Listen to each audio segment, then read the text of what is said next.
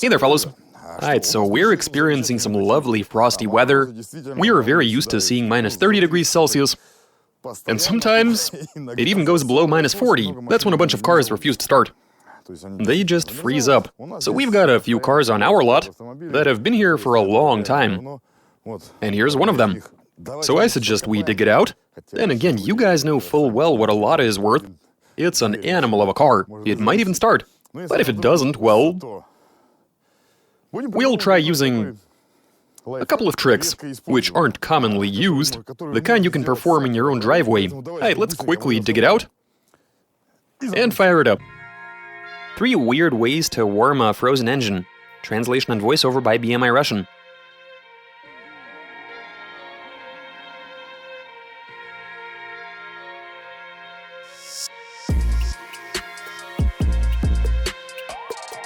Now we check this engine's temperature.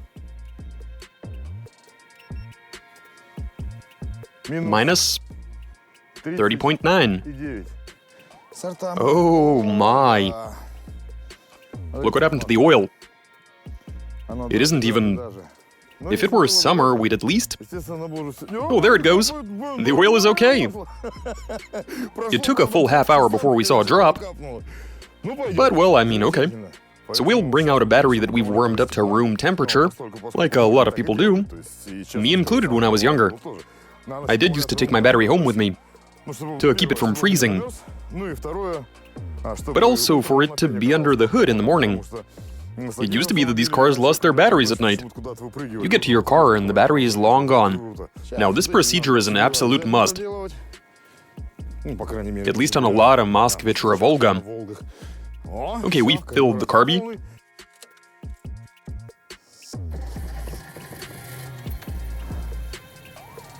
Now it's best to leave it alone. And let it run with the choke completely closed. Okay, that's nice.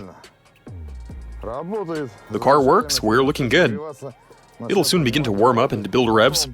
And the next problem is going to be unsticking the gearbox. The oil in there is basically a chunk of ice. I've almost released the clutch. The pedal is very tight. I guess the fluid must be frozen. Nope. It's not that simple. Everything is so cold that I can't even unstick the box. Oh no, there it goes. The gearbox is unstuck. Okay, you saw it. Honestly, I had zero doubt that it'd start. I mean, the motor is dialed in. The valves in the ignition are well adjusted. Nobody has ever torn it apart. It's just as it was when they assembled it at the factory. I had a feeling that it'd start right away. And so that's exactly how it went down. Ladas. You need to have 3 cars. 1 for work, 1 for the weekends, and a 3rd one for cold weather. A Lada. Let's go find us an import. Okay, so we've also got this here Toyota. Cool. Same deal. Minus 30. It was all good. With that Lada, we brought a battery out, as you do. But lots of people just leave their cars like this. This Toyota has been sitting fully assembled. It's been parked outside for a number of days in the cold. Let's try firing this thing up. I don't even see the point of climbing in, given it's an auto. There's no need to even press the clutch. Am I good?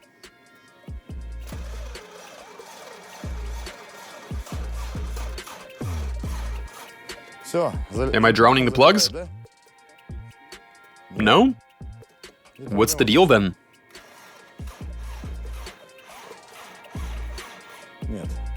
I don't want to torture the poor thing. Until you warm up the engine, there's no point even starting it while it's like... Damn it! The lock is frozen.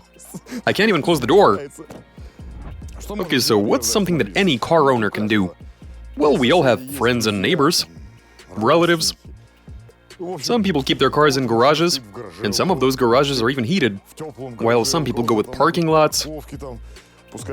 Heat or no heat, it is warmer, and you can certainly find somebody who could help you start your car. Anyway, what can we do? Well, we can warm up a frozen car engine using another car. We don't have a heat cannon, but we do have a friend whose car did actually start. Let's go ahead and ask our neighbor with his big car with a 4.2-liter engine to come a bit closer. So while we were hanging out, we remembered that we have this device.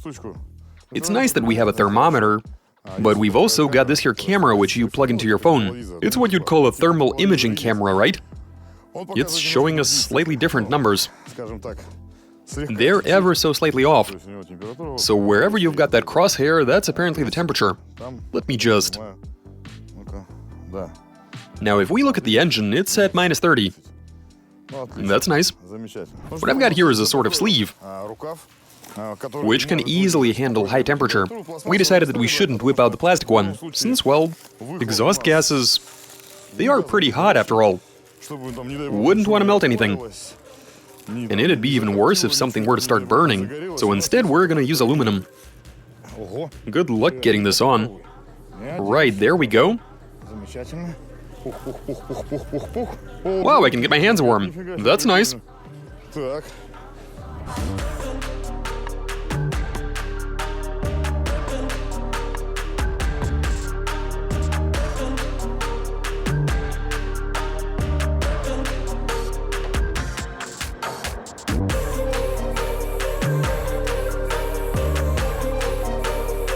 Okay, fellas, here we have another car, which has been parked here, it's not even 2 to 3 days, more like 2 to 3 months.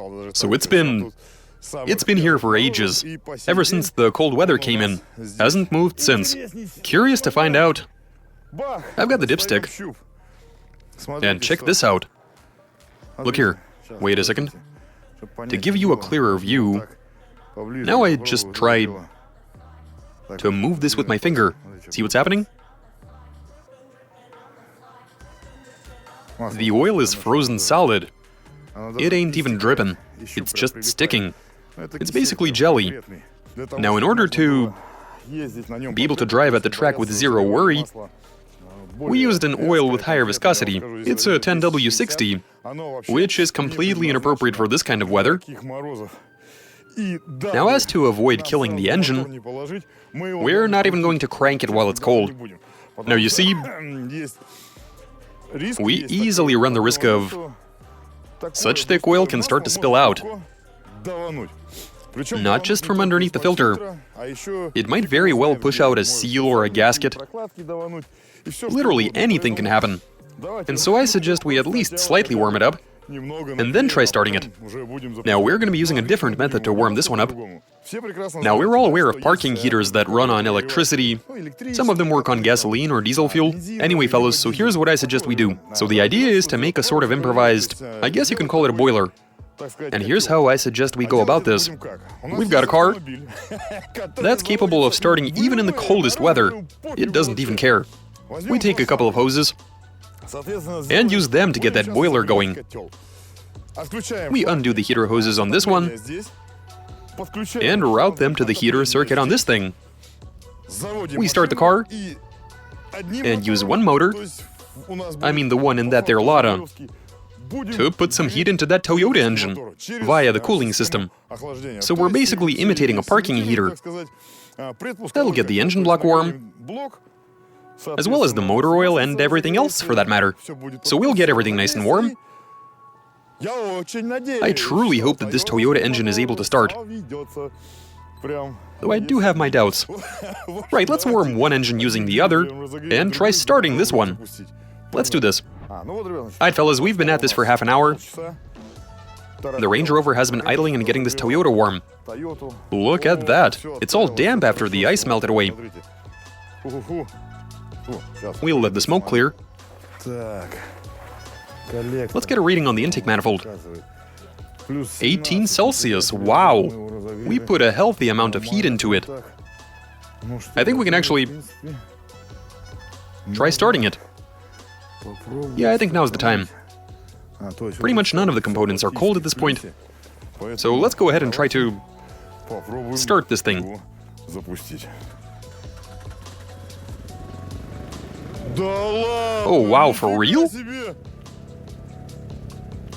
All 4 cylinders are firing away. Oh, I can hear it squealing. Great! The oil light immediately went out, though I think it wasn't even working in the first place. See how well all of this worked out for us? We can put this away. You can take that one out too. Okay, now that it's all damp, it's gonna be steaming until it warms up. Look at that. Nice! We'll just let it run until it fully warms up. Okay, let's attach them hoses to this thing. Start the Lada and use it to warm up the Toyota engine. Via the cooling system, of course. We'll put some heat into the block, where you've got the coolant flowing.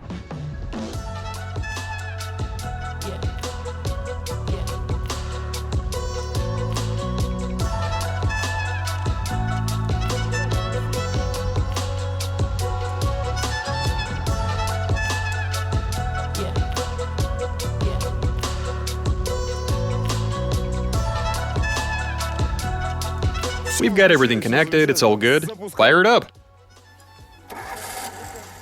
Yeah, like...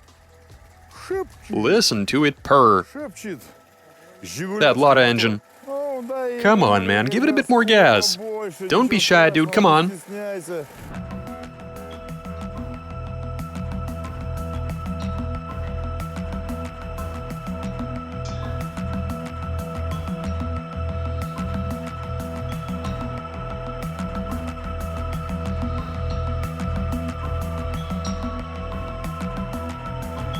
Alright fellas, here's the situation. So the key thing here was to make sure that the hot coolant made it all the way around the extended system. So eventually the water pump was able to accomplish that. Things were going slowly but surely. Ultimately the coolant did find its way through these hoses. They were already nice and warm. And everything is warm here as well. I gather it's all going to be warm in no time. The cylinder head is already heating up. Check it out. 40, 39, 38. It's already in the red. Look at that. This is working nicely. Now that right there is the valve cover. Here's the valve cover. Beneath that you've got the cylinder head.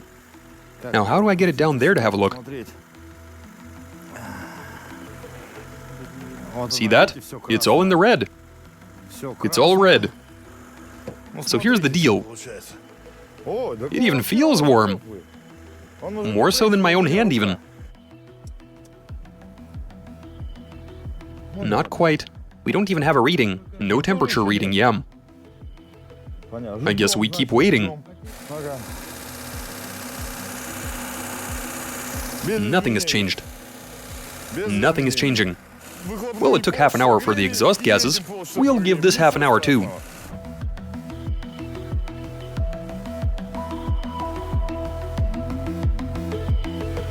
Okay, so after half an hour, you would have seen us give this motor some revs. Now it's sitting at idle. The hoses, they are pretty warm, I should say. This is 50. We've got 42 over here. But down there we're looking at 8. Okay, so in theory, the motor should be more than ready to run. Let me just... Whoa, it's actually hot!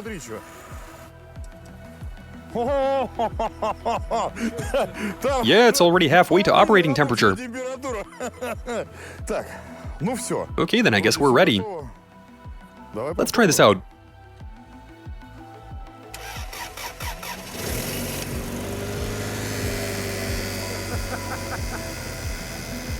Beautiful! It just started as if it were nothing. Even the vents are blowing hot air. Well, that was easy. Half an hour and we're good to go.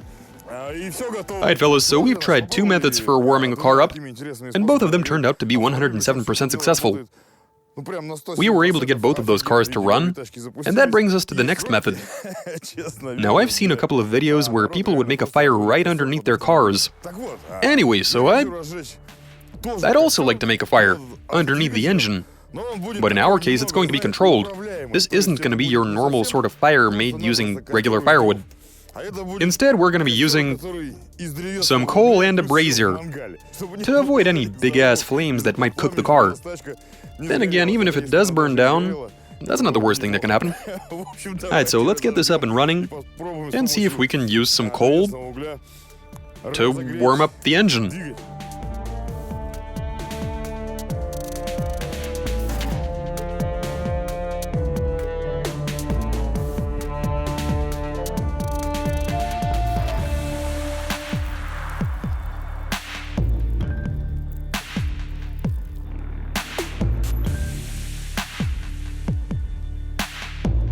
So while the coals are still burning and we have open flames, we stuck that brazier down there, and the car is already starting to get warm. The snow is melting. We'll let the fire go out completely until we don't see any flames. And I reckon we place it onto some plywood and carefully slide it in deeper and place it lengthwise. The engine is longitudinally mounted, so we want the entire sump to warm up, as well as the gearbox. We want to transfer as much heat as we can to the engine. We also have those fire-resistant blankets. Alright, let's do this.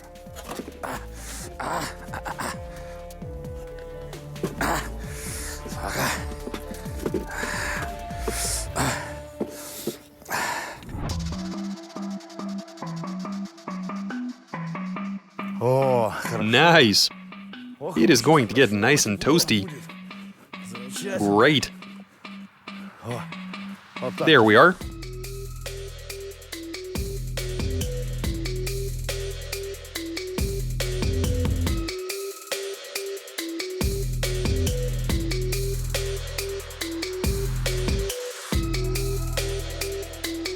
Alright fellas, we're looking good. It's been here for some time, while we ourselves left to go get warm. We had absolutely no desire to just chill here right next to it. Let's see where we're at. After 25 minutes. Let's get a reading on this thing. Oh, wow! Is that it? The air cleaner is hot. Well, I mean warm. Thermostat is also warm. So is the water pump. Everything is warm, actually.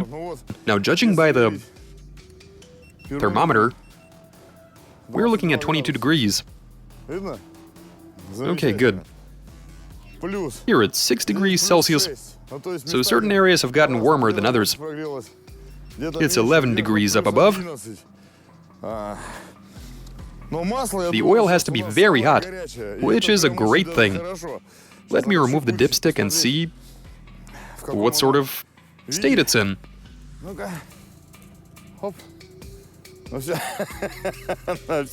It's as if we've got summer weather. It doesn't even stick, it just drips. So it's liquefied. And it's all down to... I mean, this has to be the first method that puts so much heat into the sump. It's had enough time to make that oil as runny as water. Let's go ahead and install the battery and try turning it over. See how well we do. The 06 was like...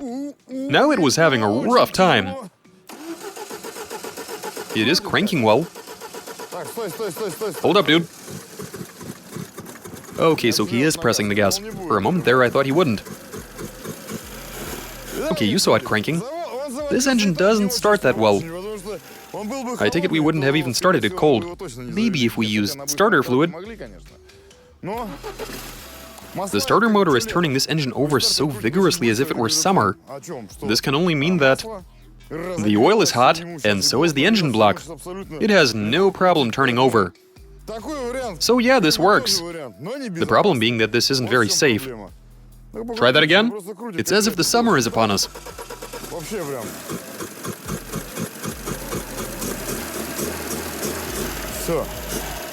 There we are. The car is running. Terrific. The entire engine is very warm. That brazier creates a lot of heat, so it warmed everything up in no time. Though it should be said that this method might lead to a few wires and hoses melting, which is never a good thing. Well, obviously you won't be severely heating up the top of the motor, just the stuff that's located down below, though I do think I smelled burning oil and rubber at some point. We did have a look expecting to see that something's up. Anyway, fellas, that does it for today's experiments. We tried 3 methods, and all 3 of them work. We're looking at a 107% success rate, and that's all I have for you. Watch us, subscribe, send in those comments and suggestions, give us a big thumbs up. Alright, catch you later.